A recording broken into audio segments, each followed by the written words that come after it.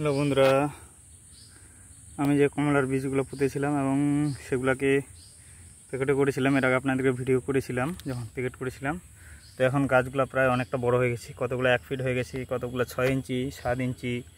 হ্যাঁ, এই গাছগুলা বড় হয়ে গেছে। তো এই গাছগুলোতে আমি কলম করব। আমার কমলার গাছ রয়েছে বাগানে, ফল হয়নি, সেই জন্য কলম করা হয়নি। এবার দেখি আশা করি ফল আসে যাবে। 6-7 ফিট হয়ে গেছে আমার বড় গাছটা। দেখি এবারে হয়তো সম্ভবত ফল আসতে পারে। আর এগুলো হচ্ছে আমার